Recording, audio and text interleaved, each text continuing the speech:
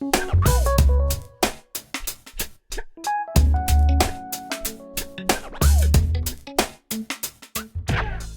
and welcome to the weekly iteration. Today we are going to be walking you through the full protocol that we use here at thoughtbot to deliver a feature. So we're going to start from not even having the repository cloned all the way to probably pushing to production if we manage to get that far. We'll see what happens. But yeah, I think we can get at least close to that. And we're going to talk along the way about how we do things and why, and lots of discussion points.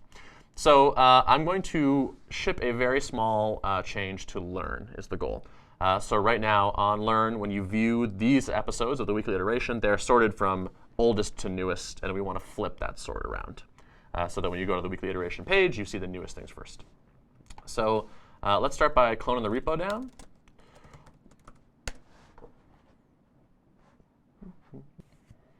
Bin setup. Bin setup. Copy the env.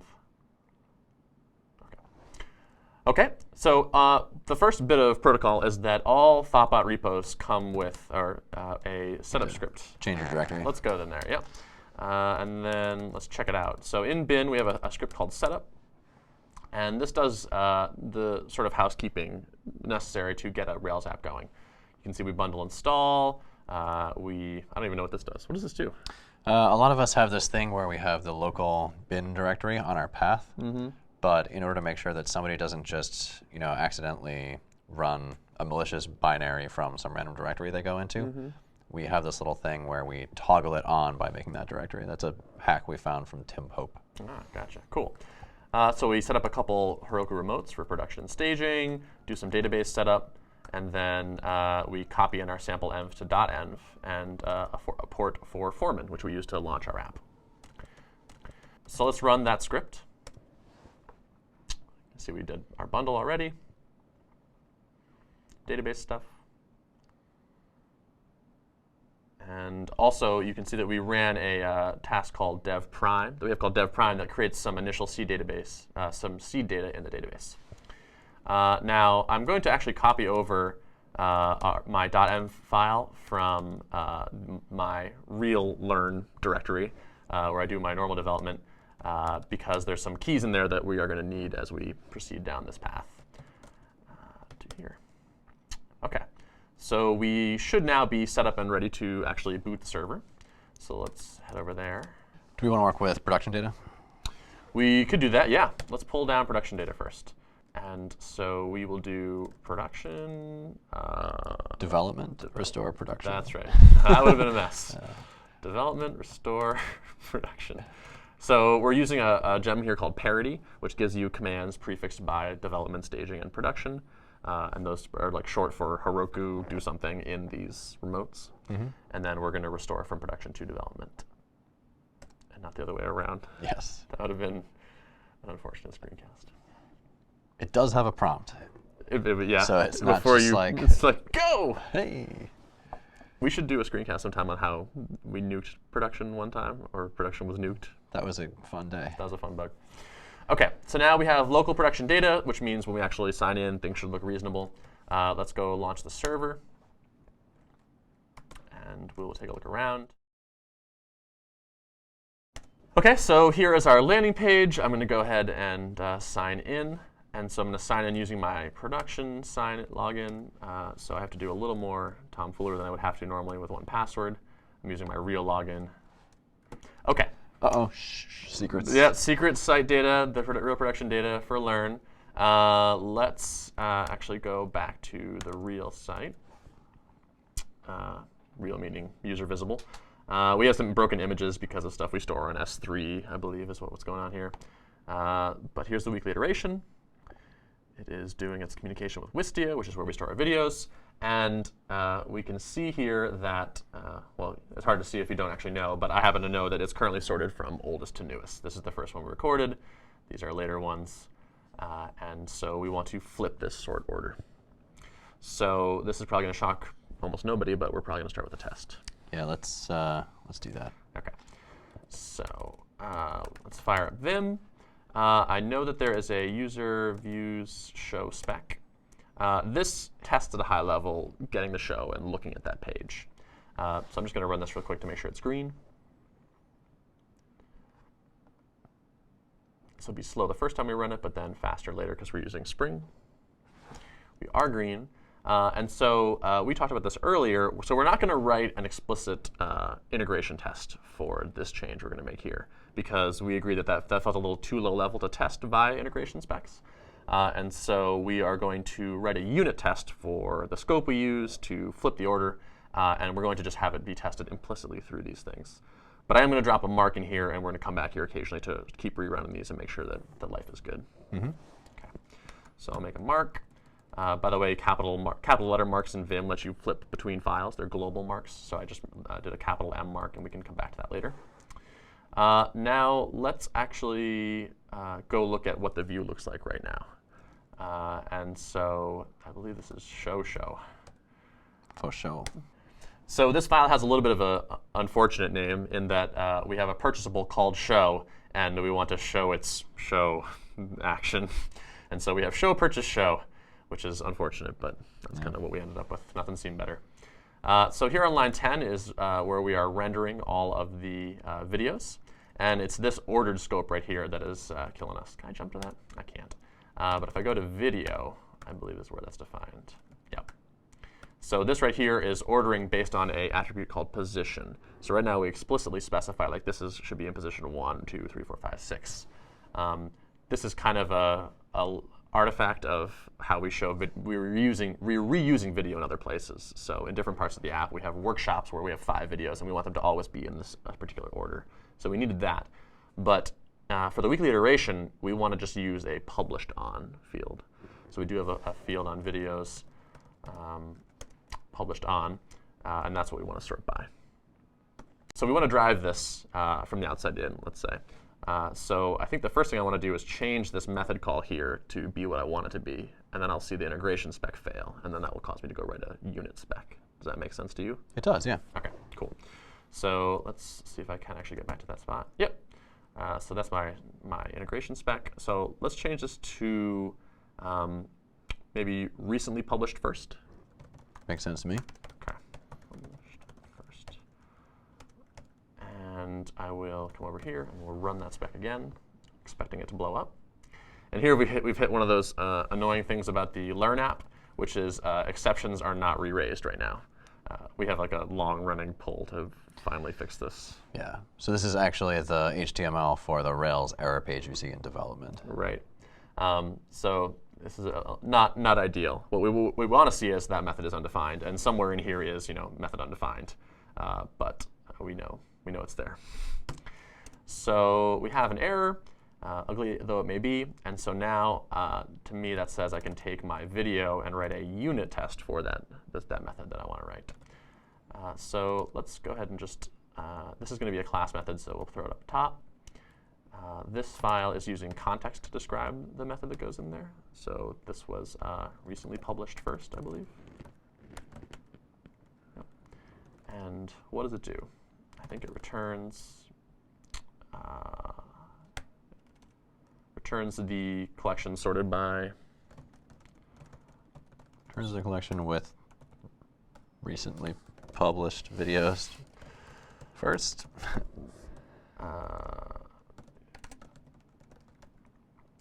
It doesn't. Does it sort? Like, should we just say it sorts the collection by published date? Sorts the collection so that recently published videos are first. Yep. So that recently published videos are first. Great. Call it. Good enough for now. Let's keep moving. So the first thing we want to do is freeze time, because we're going to be working with dates, and so we're going to use timecop to stop the clock. Agree? Not sure I agree with you there. OK. So are we going to use time now? Are we going to use time now? I guess not. We're looking at dates, I guess. Right. So we can use fixed dates and not worry about whether or not time progresses while the test occurs, right? Because nothing will refer to the current time, which is the only variable. Oh, yeah, good point. OK, so much for timecop. OK, so let's make let's say 2 videos, new video and an old video, and make sure they come back in the right order. I always make 3. Yeah, let's do 3.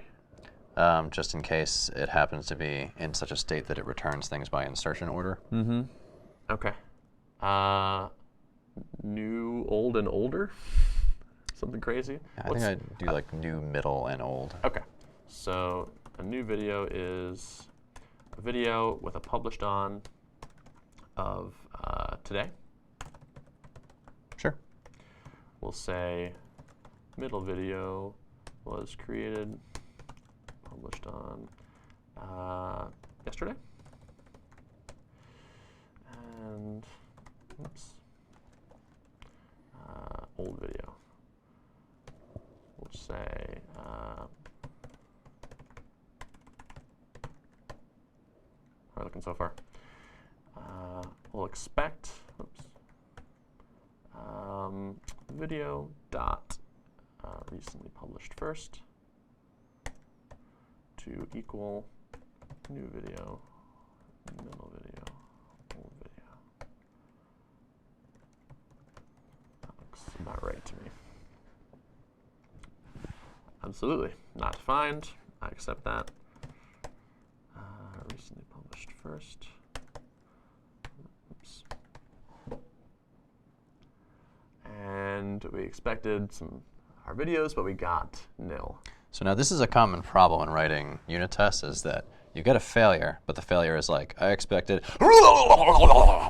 but got, whatever. Yeah. And so you don't want nil, right? Like you got nil, definitely wrong, but we don't know that expectation is correct. Right. Which is important. Mm-hmm. And so one thing I like to do is try and, when I'm testing large objects like this, test an easily understandable property. Mm-hmm. So if we go back to the unit test, Mm-hmm. instead of assigning these 3 videos to variables, let's try giving them names. Do videos have names? They have titles. Mm-hmm. So let's create a video and make the title new video. Okay. Title. So don't even save it off. Exactly, because Yep. we don't care. Title will be middle video.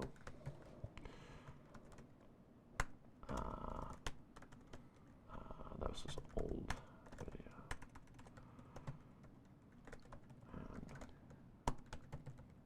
Okay. It'd be a little easier if you just take off the video, just new, middle, old. Okay. Video.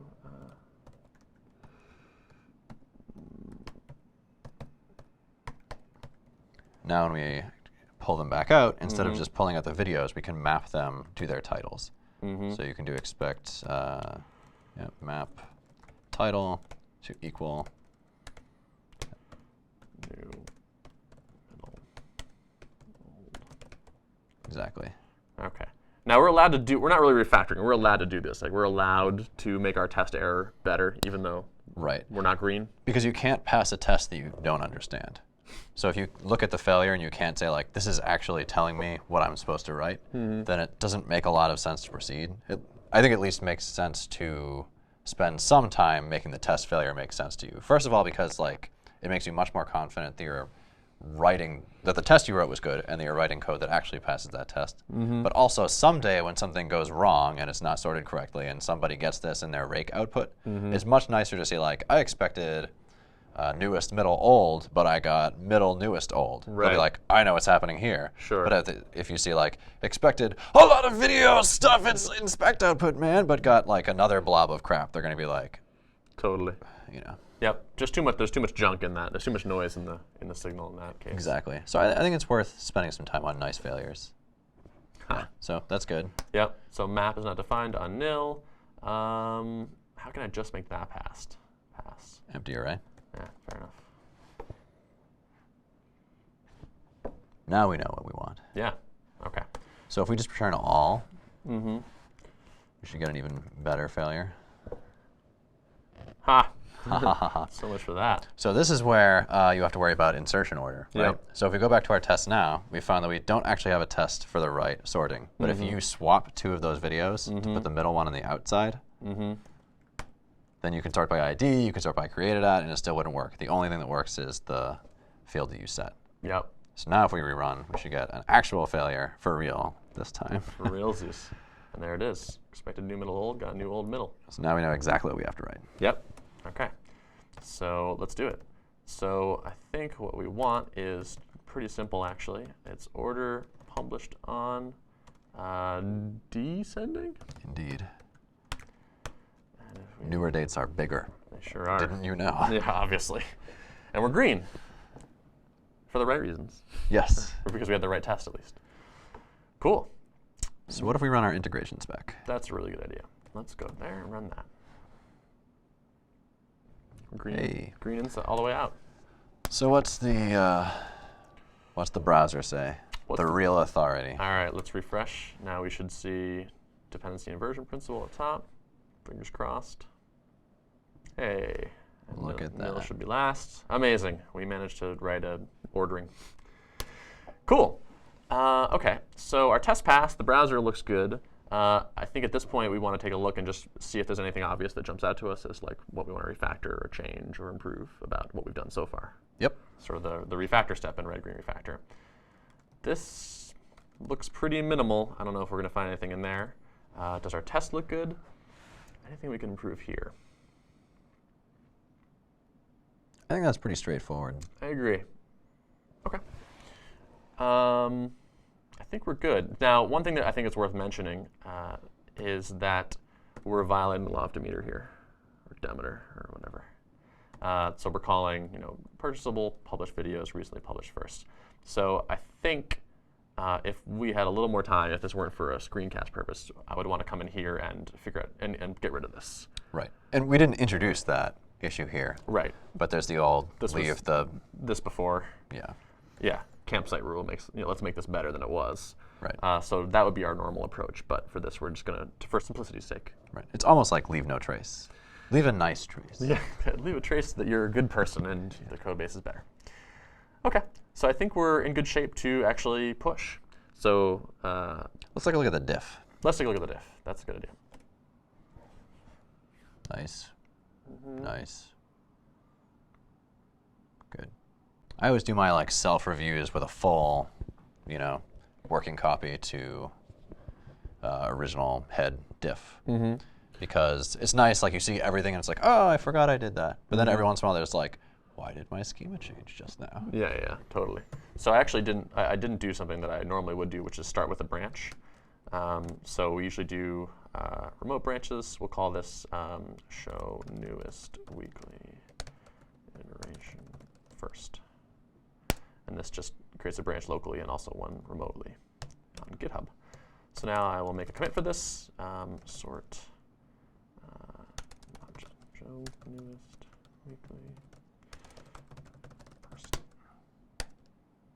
Push that to the branch.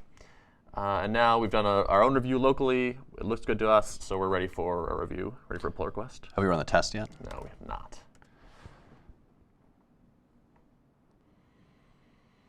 We should get some background music for running tests. Oh, I'm not rapping.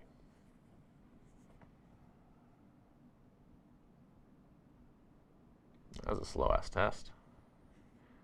Probably the one you just wrote. What?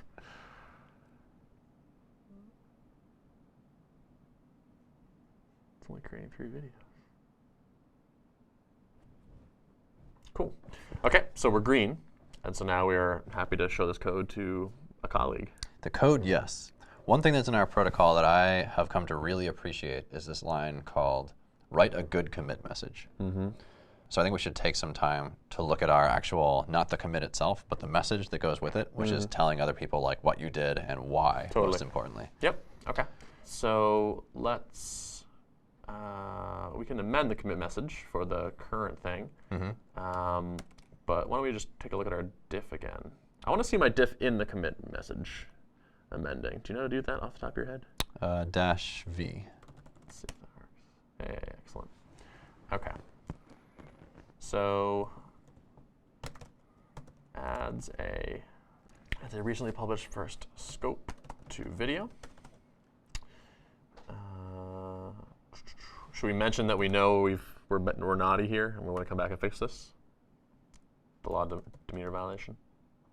I mean, I would normally just fix it. Yeah. So. OK. Anything else we want to say about this? Do we have a Y in here? I guess we don't. Why do we want this? So people can easily find the newest? Right, so subscribers don't have to go to the bottom to find what they haven't seen yet. View newest episode without scrolling. Yeah. I used to write my commit messages on the command line like that with -m or an alias for -m, and I've since removed that habit, and I now always write them in Vim, which I think encourages me to like. First of all, you get a big editor, so you're like, I should write something. But also, it has nice little things like tells you when any of your lines get really long or anything like that. Yeah. Plus, you can see the diff. Yeah, like if we put something on this line, Vim is going to yell at us. Right. And So, also will wrap as well. Yeah, exactly. So I have an alias that's just git commit without a message -v to show me the diff, and then I can look at my diff and write my. I like that. I think message. I'm gonna steal that. Cool. Okay, we're happy with this commit message. I'm happy with it. Excellent. We'll do that. I'm gonna force push it because we amended the original commit, and now open a pull request. The benefit of having a nice commit message is we already have a nice pull request message. Indeed. I don't think we need to add anything to this. So we'll do right quit. Will you review my pull request, Joe? Let's take a look. Okay.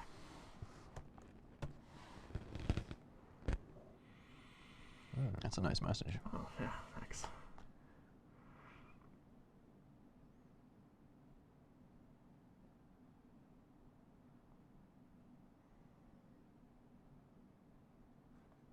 Looks good to me. Okay. Joe says okay, so yeah, we can finish this. So one of the nice things about common setups like this is that we have Travis running, which will run the build, so we know that it doesn't just work on Ben's machine, but it works everywhere, and you can see we're waiting to hear from Travis. That looks promising. Done. Build exit with 0. I bet this is now... Well, this isn't updated yet, but we've seen on Travis that it were green. So we're happy to merge this, I believe. So I have an alias that usually does this, but let's do it manually. Do it the old-fashioned way. Okay. So let's go to master and make sure we have the latest. GPR is just git pull rebase. I'm going to merge in this. We'll say FF only. Make sure that works. Yep. There's our commit. So now I can push. Actually, I already can push. Because, well, I guess, no. So no, we didn't pull any new, yeah. So if I'd pulled in new commits when I pulled in master and I was rebasing on top of something, I would run the test again to make sure that there wasn't some bizarre interaction between the new stuff and my stuff. So I'm going to push this to master. Right? I'm excited. Okay. Huzzah. We're pushed. I'm going to get rid of my branch. That's a creative one. Yeah. This is like, warning, you're doing dangerous stuff. Deletes my local branch and also deletes the remote branch. The nice thing about doing the rebase and force push and everything we just did is that if you look at your branch on your pull request on GitHub now, it will automatically be marked as merged and closed. Closed and merged, indeed. So now we want to push this to staging. Let's do it. Okay. I forget how many things you're used to visually parsing as like, I don't need to look at this until, or at least until I go to closure. And then like a bunch of stuff gets vomited. I'm like, oh God, what? Yeah. Bundler is like very noisy. It's like, oh, this is fine. Yep, that's, it's like, how do I, but it looks, no. I wouldn't worry about that little guy. It's like, moved application. Do I need to, is that a, do I need this? It's just info, man. It's fine, yeah, that's just, don't worry about it. Okay, staging open, does that work? Hey, it even works. Magic. So at this point in the protocol, we want to both verify it on a setup that more closely matches production. So it's not just like it works in test and development, it'll actually work on a Heroku setup. But also we want to have somebody who didn't write the feature review it. So like somebody who wasn't in it, working on it, thinking about it and going like, what happens if I do this? Yep. And so he would comment in trajectory and look at it in staging himself and then deliver it so that somebody else like me can go look at it on staging. Yep. So imagine Joe's driving with his critical thinking hat on. Yes. So we'll get the show.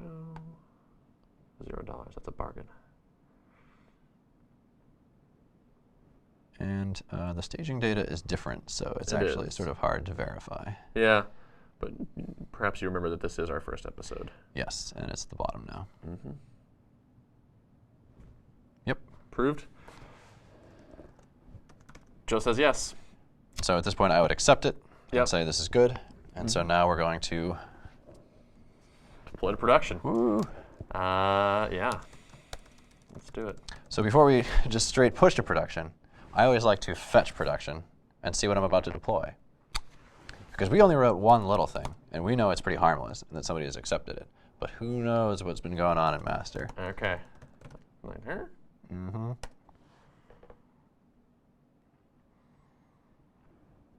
How do I then view the commits once I fetch them?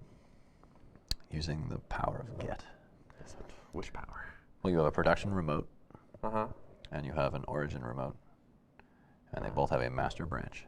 Right. So you can do git log production / master ... origin / master. That gives you the log of things that is deployed to not on production, basically. Not on production. The difference is, yeah. Between production and master. And origin. Yeah. Meaning GitHub. Yeah. And looks like we actually have a decent amount. We do. It's been a little while since we've deployed. So let's see. Anything scary here? This is actually a little scary. Indeed. What's at the very bottom here? We have some refactoring. You know, that's always safe. Yeah, never has problems there. Some Send receipts. receipts. Okay. Well, I know all of this has been reviewed so far. It's all been on staging. Yep. Been on staging. So, but this is why I do this step, Yeah, because you never know what's in this log. that's a good point. We could push this and say, all I deployed was this sorting thing, and now GitHub auth doesn't work. Right. Which would be very surprising. Right. So now at least we have a picture in our head about what's about to change. So if we start getting errors, they will, you know. Couldn't even do that. Yeah. All right, let's do it. Hold on to your butts.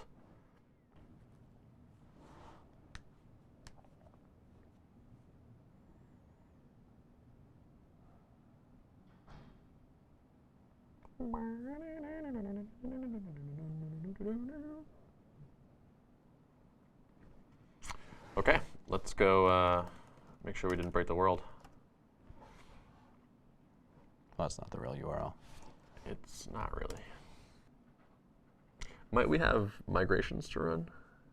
Didn't look like we did. Okay, well, let's hope we don't. Let's check out our change first, and then I think it might be good to like sign out and sign in. Actually, I don't think I have a GitHub. I don't think I also have GitHub. Well, looks like our change worked. Good. And then after a production deploy, it's always good to just pay attention to error reports for a little while. So we have Airbreak set up to automatically email us when we get exceptions, and we'll pay extra attention to that. So, for example, deploying at 5 o'clock on a Friday and then leaving, probably not the best idea. Okay. Anything else we should mention before we wrap up? For our protocol, no, I think that's pretty much it. Okay. At this point, you would pick a new story. Yeah. Start the process anew. Absolutely. As always, if you have questions, hit us up on the forum and we'll help you out. Hope you enjoyed this. Take care.